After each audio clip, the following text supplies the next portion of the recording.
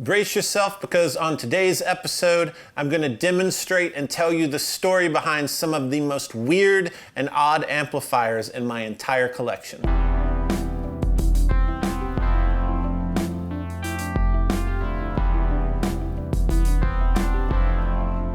Before I jump in and demonstrate these odd amplifiers, I want to tell you a little bit about what you're going to see and hear in this episode so you can understand all the variables. So all of these amplifiers are going to be heads, so that means they don't have a built-in speaker. So I'm going to use a speaker cabinet that has two speakers in it, a 12-inch speaker and a 10-inch speaker. You're going to notice that there's two microphones on that cab, two SM57s, and one of those is going to be on the 12-inch and one on the 10. So in your right ear is the 12, and in your left ear is the 10-inch. If you want to leave both ears in, it sounds fantastic. No need to pull them apart, but if you're super nerdy, like I think you are, you could pull out your right ear and just hear the brighter 10-inch speaker, or you could pull out the left ear and just hear the 12-inch. And I think that'd be good for some of you guys who might use one of these speakers more over the other, or you're just curious how the amp's responding. So across all the amps, the same speaker,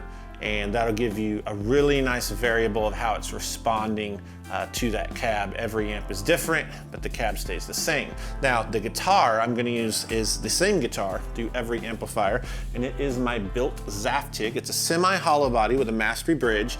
You've seen this on the episode quite a bit, and the reason I'm using it is because it has two of the staple P90s by Lawler. Now, these pickups to me are super balanced, and they strike a nice chord between a Les Paul and a Strat. So when I go to the bridge, I can get a huge, almost humbucker sound. And when I'm on that neck pickup, it's almost like a Strat neck. And I felt like that was just easier than pulling out a bunch of guitars. And it also lets you hear every amp with the same guitar. So you can really see the story of how these different odd amplifiers sound without so many variables. Last is, I don't want to use any overdrive, distortion pedals, or fuzz, but I did want to use a boost pedal. So I went to the shelf and I pulled off an MXR Micro Amp. And basically, I'm going to set it at 75%. I measured that to be about 10 dB of gain, and I'm going to use it. You're going to see me hit this button, and you're going to notice more distortion. But don't be deceived, this is not a distortion pedal. It is simply clean as you can get gain being pushed into the preamp tubes, and it will cause those tubes to distort more. So same speaker, same guitar, same boost pedal. You'll see all the variables be very tight, and that way you can look at a head and go, man, that really does sound different than the last one. It's all the same gear except for that head. With that said, let's jump right in. The first amp is a weird amp. It's so weird, I don't even know what it is. It's been on the shelves here for years and years, and here's what I know about it. It's measured at about 4.5 watts. It's single-ended, and it has a volume, bass, and treble control. It's in a rather shady enclosure that kind of is falling apart. I don't really know about the output transformer situation. You just plug your speaker cabinet in here, and I go my guitar into the microphone jack. It also has a phono stereo input, so maybe this is some PA amplifier. I don't know. It has a hum balance control. Maybe some of you guys know, but apparently it's not all here, but all the tone is here, because you're gonna hear it. And you know, because it's not grounded, and because I'm really not sure if there is an output transformer, if I die playing this, just know that I went out in a blaze of glory and you got to experience it. Hopefully the files get edited somehow after my death. I don't know, here we go, gonna play it.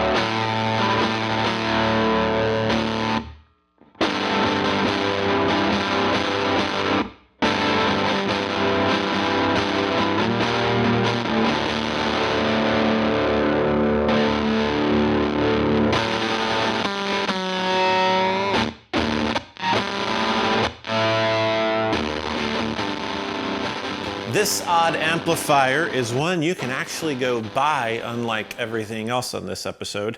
It is the Gammatron by Satellite Amplification.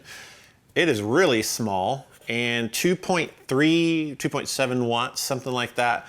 This thing is truly Marshall sounds like at a very low volume, but somehow it still feels really great through the speaker cabinet. I'm not sure. Adam's a genius. I love his amps. I have several. And go to their website, Satellite Gammatron, little bitty amplifier. Here it is.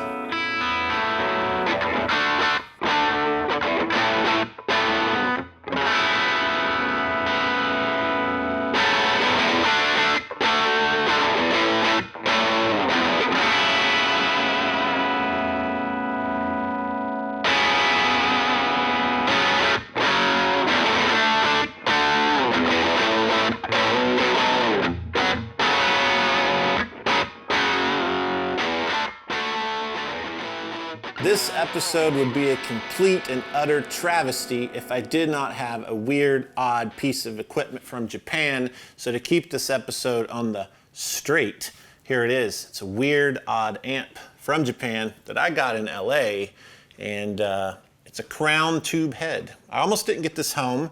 There's a long dramatic story about how I couldn't find a box to put the cab in with the head, but I'll spare you all that. It's here, you're looking at it, you're gonna get to hear it. Here's the cab. It's a 112. There's the crown logo. And on the back, this is funny. I took the back off so you could see the Japan written in Sharpie. It's amazing. We're not gonna use the cab because frankly it sounds like hot trash. And we're just gonna put it in the normal cab we have here. This thing stays clean at about 7 to 8 watts. I'm gonna crank the volume and leave it, and it has a nice tremolo circuit, and it sounds awesome when the boost hits it. So just a single-ended Class A amp, and it's super light as well. It's actually negative weight. Like as I hold it, it's like falling through my hand. It's hard to explain, it's so light. Anyway, here we go.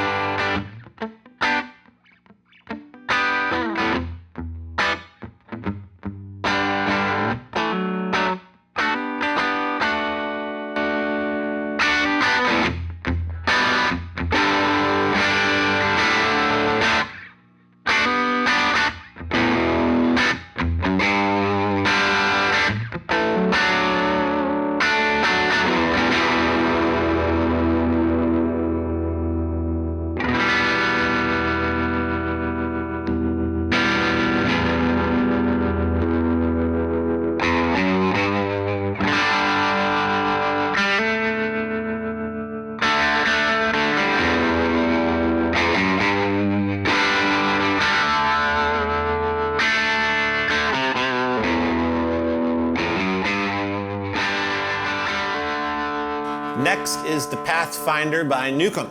This is a cool amp. So Newcomb was a company in the 50s and 60s out of Hollywood, and they made these heads to be PAs. They were PAs, so you'd see them in schools and churches where you'd plug in a microphone and, you know, kind of public announcement type systems. This has been converted to a guitar head, and it is exceptional. I really, really like it. It's heavy. I'm gonna set it down.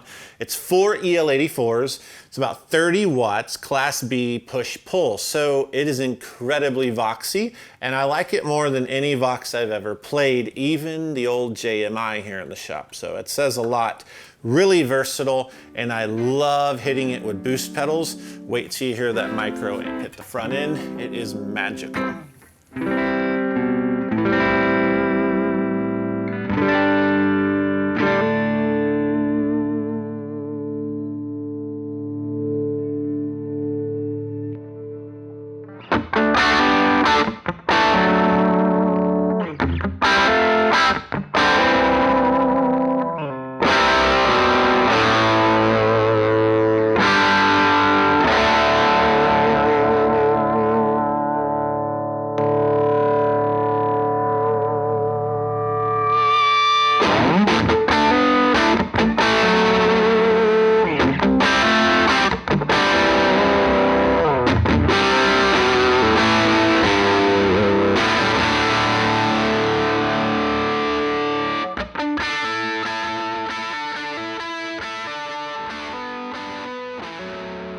I had a delivery the other day and it's conveniently an odd amplifier. It's from my good friends over at Quilter. It's the new Interblock 45. I've used the Quilter stuff at NAMM. I've used them playing live gigs. I have really tried almost every model and I love them. Matter of fact, every pedal we test, we use a Quilter solid state head through a cab. This came in and it's their new product. So I'm gonna demo it. It fits right into the show because I think the definition of odd is not like things that are normal. I think that's solid. You'd find that on the internet probably. Here it is, Quilter Interblock 45. It has cab simulation headphone out, but when I plug it into the 4-ohm tap on this cab, it's gonna be a 45-watt amp with a master volume gain control and a full tone stack. That's kind of bonkers. It's the size, it's actually smaller than my double barrel or Sweet Tea pedal. Pretty crazy, pretty crazy.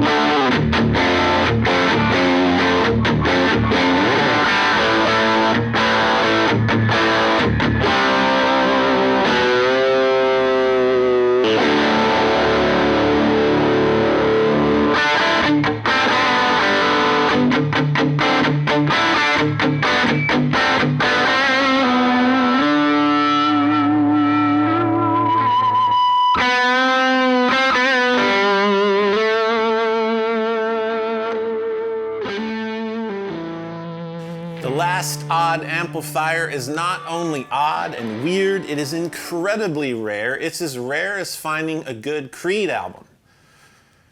I'll let you think about that for a minute. Here it is. It also weighs 17,000 pounds. It is a Sovtek Mig-80.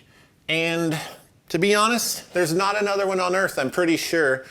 If you can prove me wrong, please do in the comments. But this amp came to me about a year ago in a prototype form pretty much, a non-working board that could have never worked because of layout issues, weird Russian power tubes, all this stuff. But my good friend Dave Brown came over and we restored it. We put in some 6L6s and this thing screams. It's amazing. Big, beautiful, clean tones, awesome distortion tones. It's about 50 watts. Really unique, really cool, and I think it's probably the rarest amp I've ever had or will ever have. So until the Sovtek episode, at least you get to hear this weird one.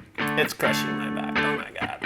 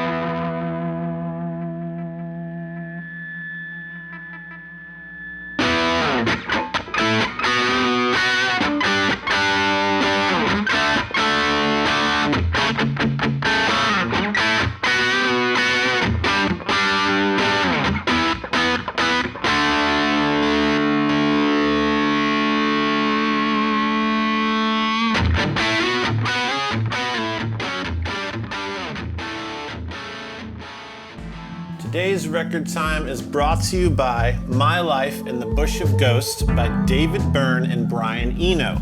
You know David Byrne from the Talking Heads, and you know Brian Eno as a famous producer. Well, this is a collaborative record that they did in 1981, and it is an odd masterpiece. I say odd because odd is really good. Sometimes odd, like this record, just doesn't fit into the times. It's way ahead or it's way outside the box, and that's what this is. So, in those comments, tell me your favorite odd record. Maybe it's a band that had a formula, but they strayed from it and made your favorite record because of that. Or maybe it's just an album or a band that never fit into their era. Either way, put those in the comments. I'd love to check it out and listen to those, and then listen to this and tell me what you think about it. That's it for this episode. I hope you enjoyed it. What I would love is for you in those comments to tell me what your favorite odd amplifier that I played today was. Tell me why it's your favorite. Tell me how you would use it. And then if you own an odd or weird amplifier, put that in the comments as well, and maybe link to some pictures or descriptions of it.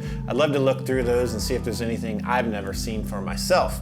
If you like this episode, hit like, subscribe to the channel, and there's a bell icon. You'll get notifications of future episodes if you click that. Until next time, have a wonderful day.